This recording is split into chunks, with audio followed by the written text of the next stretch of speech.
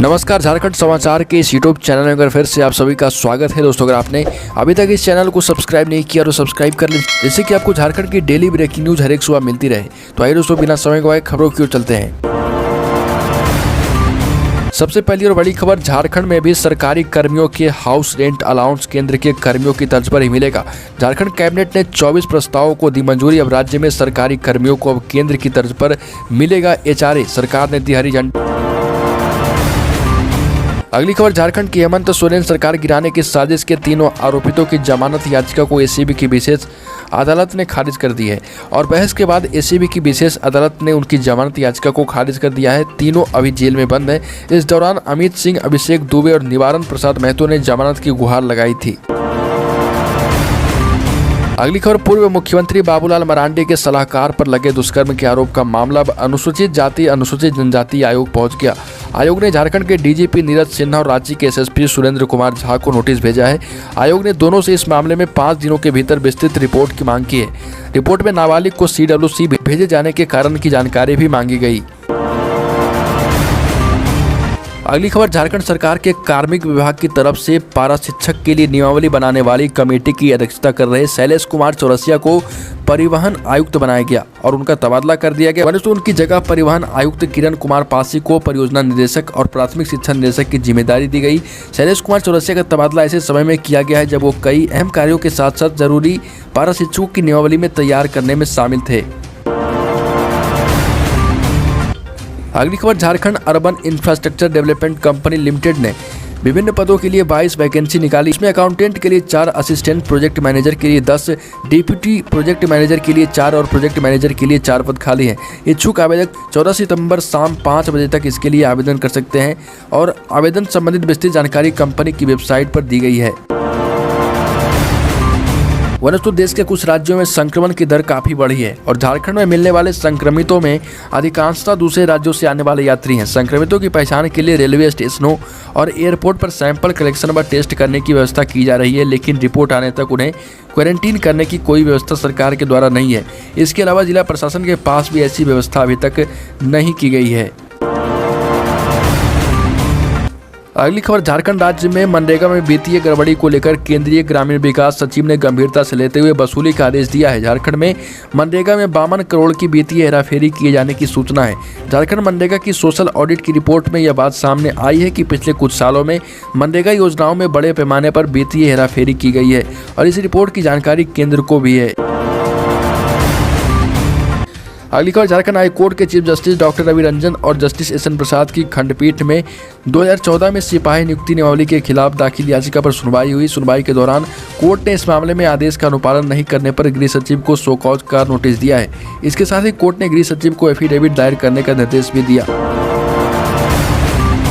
अगली खबर, धनबाद शहर में बोरिंग पर रोक लगा दी गई है। निगम ने एक आदेश जारी कर बोरिंग कराने की अनुमति पर भी प्रतिबंध लगा दिया है। नगर आयुक्त सत्येंद्र कुमार के निर्देश पर जलापूर्ति शाखा ने बोरिंग के लिए लेना भी बंद कर दिया। हालांकि बोरिंग पर रोक संबंधी आदेश निर्गत होने के पूर्व जिन लोगों ने बोरिंग कराने की अनुमति ले रखी है उन्हें ही अब बोरिंग कराने की छूट मिलेगी।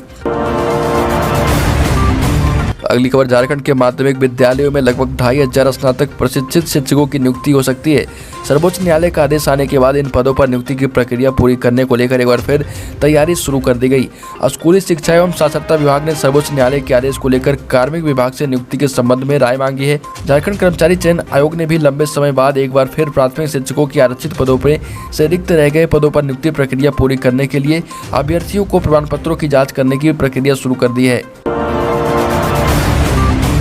अगली खबर, हजारीबाग से एक भिखारी मेडिकल कॉलेज हॉस्पिटल के न्यू बिल्डिंग में मरीज और अटेंडेंट के लिए बहुत जल्द रैंप की सुविधा होगी। इसका टेंडर शुरू हो चुका है। ये रैंप 2.26 करोड़ की लागत से बनाया जा रहा है। काम करने की जिम्मेदारी मैसर्स निरंजन राय की कंपनी को मिला है और यह रैंप 6 माह के भीतर बनकर तैयार हो जाएगा। संवेदक को सिर्फ वर्क ऑर्डर मिलना बाकी है, फिर सितंबर माह से निर्माण कार्य शुरू हो जाएगा। अगली खबर, हजारीबाग के बरकट्टा से बरकट्टा प्रखंड के ऐतिहासिक और धार्मिक पर्यटन स्थल सूर्यकुंड परिसर में ब्राह्मण समाज की बैठक हुई। अध्यक्षता समाज सेवी सुनील कुमार पांडे और संचालन रामकृष्ण पांडे ने किया। बैठक में सरकार की नीतियों की जमकर आलोचना की गई। सरकार ब्राह्मणों को अनदेखा कर रही है। बैठक में सुनील पांडे ने कहा कि सरकार सवर्ण जातियों के प्रति दोहरी नीति अपना रही है। अगली खबर गुमला से नगर परिषद ने ललित उरांव बस पड़ाव और रॉक गार्डन के सौंदर्यीकरण की योजना बनाई है। इसी कड़ी में बस पड़ाव के अंदर खाली पड़ी भूमि में प्रतिष्ठान, रेस्टोरेंट व रेस्ट हाउस और रॉक गार्डन में वेडिंग रिसोर्ट बनाया जाएगा। इसमें कुल 3,08,27,000 रुपये की राशि पदर में वित्त आयोग की निधि से खर्च की जाएगी। अगली खबर 7वीं जेपीएससी यानी झारखंड लोक सेवा आयोग की परीक्षा को लेकर झारखंड हाईकोर्ट में सुनवाई हुई। इस मामले में सुनवाई जारी रही और कल भी सुनवाई होगी। प्रार्थी की ओर से कहा गया कि जेपीएससी की ओर से सिविल परीक्षा के लिए वर्ष 2020 में विज्ञापन निकाला गया था। इसमें उम्र की सीमा 1 अगस्त 2011 रखी गई थी, लेकिन राज्य सरकार ने इसे वापस ले लिया और नई नियमावली बनाते हुए फिर से विज्ञापन जारी किया। इसमें उम्र की सीमा को 1 अगस्त 2016 कर दिया गया और इस कारण कई अभ्यर्थी परीक्षा से वंचित हो गए।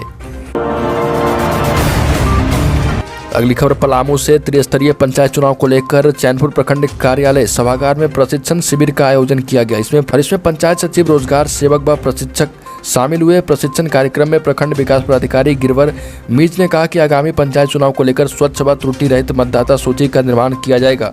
15 जनवरी 2021 को अंतिम रूप से प्रकाशित वोटर लिस्ट में शामिल व्यक्ति पंचायत चुनाव में मतदाता हो सकता है। अगली खबर झारखंड की सिमडेगा कोर्ट ने दुष्कर्म के 2 दोषियों को सख्त सजा सुनाई। 2019 में 10 साल की लड़की के साथ बलात्कार किया था। कोर्ट ने दोनों को उम्र कैद की सजा सुनाई। सत्र न्यायालय ने दोनों दोषियों पर 50,000 का जुर्माना भी लगाया। अगली खबर झारखंड के सरकारी स्कूलों के बच्चे समेत अन्य जरूरतमंद बच्चों के बीच स्मार्टफोन का वितरण किया जाएगा। जिले के बच्चे अब स्मार्टफोन की मदद से ऑनलाइन क्लास कर सकेंगे। झारखंड पुलिस ने बच्चों को शिक्षा से जोड़े रखने का बेहतर प्रयास किया है और इसी कड़ी में पश्चिमी सिंहभूम जिला अंतर्गत चक्रधरपुर क्षेत्र में लगभग 45 स्कूली बच्चों के बीच स्मार्टफोन का वितरण शुरू किया गया। अगली खबर झारखंड के चाईबासा स्थित कोल्हान विश्वविद्यालय में संथाली हो, कुड़ुख, कुरुमाली तथा मुरारी भाषा की पढ़ाई के लिए 159 शिक्षकों के पद सृजित करने के प्रस्ताव को मुख्यमंत्री हेमंत सोरेन ने मंजूरी दी। साथ ही आधिकारिक प्रवक्ता ने यह भी बताया कि कोल्हान विश्वविद्यालय चाईबासा के अंतर्गत आने वाले महाविद्यालयों और स्नातकोत्तर केंद्रों में संथाली हो, कुड़ुख, मुंडारी भाषा की शिक्षा के लिए शिक्षकों के पद सृजित करने संबंधी प्रस्ताव को सरकार ने मंजूरी भी दे दी है। तो दोस्तों, झारखंड की खबरों में अभी के लिए इतना ही। अगर आपने अभी तक इस चैनल को सब्सक्राइब नहीं किया तो सब्सक्राइब कर लें, इससे आपको झारखंड की डेली ब्रेकिंग न्यूज़ हर एक सुबह मिलती रहे।